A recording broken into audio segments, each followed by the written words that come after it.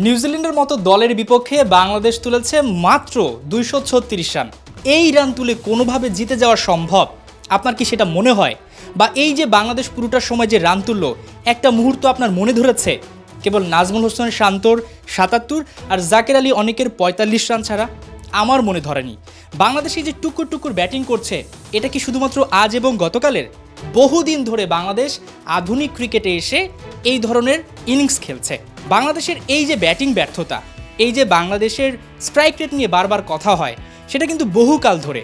আমি যদি একটা পরিসংখ্যান দিতে যাই, ঠিক 2022 থেকে 2025 সাল পর্যন্ত ওয়ানডেতে যে কয়টা দল খেলেছে, বিশেষ করে স্পিনারদের বিপক্ষে সবচেয়ে কম স্ট্রাইক রেট বাংলাদেশের, সেটা হচ্ছে 75.6। বাংলাদেশের চাইতেও স্ট্রাইক রেট ভালো আফগানিস্তান, শ্রীলঙ্কা এবং ওয়েস্ট ইন্ডিজের, এমনকি জিম্বাবুয়েরও স্ট্রাইক রেট অনেক গুণে ভালো।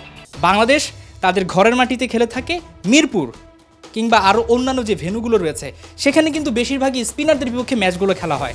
ঢাকা প্রিমিয়ার লিগ থেকে শুরু করে যদি বলি টি-20 ক্রিকেট, সবখানে কিন্তু বিশেষ করে আমাদেরকে স্পিনার আক্রমণ ভালো সেটার দিক থেকে কিন্তু অন্যান্য দল ভাবে, চিন্তা করে, সেভাবেই তারা টিম প্ল্যান সাজায়। কিন্তু দেখেন, বাংলাদেশি স্পিনারদের বিপক্ষে সবচাইতে দুর্বল। আমি যদি আরেকটা পরিসংখ্যান দিই, তাহলে হয়তো বা আপনারা আরেকটু ক্লিয়ার হয়ে যাবেন। ওয়ানডেতে স্পিনারদের বিপক্ষে বাংলাদেশ 2022 থেকে 2025 ইনিংস খেলেছে 57টা, যেখানে বাংলাদেশের ব্যাটাররা উইকেট দিয়েছে 153টা, রান তুলেছে মাত্র 5197, আর ডট দিয়েছে এর মোটামুটি অর্ধেক, 3420 বল। বোঝাই যাচ্ছে যে বাংলাদেশ যেভাবে গড়ে উঠে ক্রিকেটাররা স্পিনারদের বিপক্ষে খেলে, সেখানে বাংলাদেশ সবচেয়ে দুর্বল। আজকে নিউজিল্যান্ডের বোলারদের নিয়ে কথা বলতে হয়। মিচেল স্যান্টনার এবং ব্রেসওয়েল, তারা দুজনে যে দুর্দান্ত বোলিং করেছে, উইকেটটা কি স্পিন সহায়ক হয়ে গেছে সেজন্য তারা ভালো বল করেছে? না, বাংলাদেশ স্পিনে বরাবরই দুর্বল, সেটা আরেকবার তারা প্রমাণ করে দিয়েছে। 4টি উইকেট তুলে নিয়েছে ব্রেসওয়েল। মিচেল স্যান্টনার কোনো উইকেট না পেলেও দুর্দান্ত বোলিং করেছেন, ইকোনমিক্যাল বোলিং করেছেন। এই যে তাদের দারুণ বোলিং, এটা কিন্তু শুধু এমনি হয়নি। গতকাল ম্যাচ পূর্ববর্তী সংবাদ সম্মেলনে এই কাপ্তান বলেছিলেন যে রাওয়ালপিন্ডির উইকেটে যে কেউ ভালো করতে পারে, এটা মোটামুটি ব্যাটারদের জন্য একটা ব্যাটিং স্বর্গ। তবে স্পিনাররাও কিন্তু মাঝে মধ্যে সুবিধা পেয়ে থাকে। হ্যাঁ, বোলারদের জন্য জায়গাটা চ্যালেঞ্জের, উইকেট পাওয়া টাফ। তবে বিগত কয়েকটা বছর ঘেটে দেখা গেছে, এখানে আবহাওয়া পরিবর্তন কিংবা অন্যান্য কারণে মাঝে মধ্যে স্পিনাররা বেশ ভালো সুবিধা পায়। সেই সুবিধাটাই কিন্তু লুফে নিয়েছে নিউজিল্যান্ড।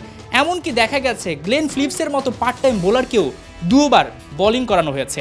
অর্থাৎ বোঝাই যাচ্ছে বাংলাদেশের যে উইক জোন রয়েছে, সেটা ভালো মতো পড়াশোনা করেই বাংলাদেশের যে স্পিনের বিপক্ষে বেশ দুর্বল, বেশি রান তুলতে পারে না, সেই বিষয়টা ভালো মতো পড়াশোনা করেই নিউজিল্যান্ড মাঠে নেমেছে এবং বাংলাদেশকে 236 রানে বেশি করতে দেয়নি। ব্রেসওয়েল একাই 4টা উইকেট নিয়েছেন। বলছিলাম, মিচেল স্যান্টনার তিনি উইকেট না পেলেও ইকোনমিক্যাল বল করেছেন। এর বাইরে গ্লেন ফিলিপসও বল করেছেন। অর্থাৎ বাংলাদেশ তাদের ঘরের মাটিতে প্রস্তুত হয় স্পিন বল মোকাবেলা করে, আর পাকিস্তানের কন্ডিশনে গিয়ে বাংলাদেশ স্পিনারদের বিপক্ষে উইকেট বিলিয়ে দেয়। যদি বলতে হয়, মুশফিকুর রহিম, তাহিদ হৃদয় কিংবা অন্যান্য যত ব্যাটার রয়েছে, সবাইকে আমরা দেখতে পেয়েছি বেশ স্ট্রাগল করেছেন। তারা স্পিনারদের বল খেলতে পারছিলেন না, টানের বিপক্ষে তারা বারবার পরাস্ত হচ্ছিলেন। এই যে বাংলাদেশের দুর্বলতা, আপনি কি বলতে পারবেন পাকিস্তানের যে কন্ডিশন, বাংলাদেশের কন্ডিশন কিন্তু একই। কিন্তু দিন শেষে বাংলাদেশকে কেন যেন মনে হচ্ছিল ছন্দহারা।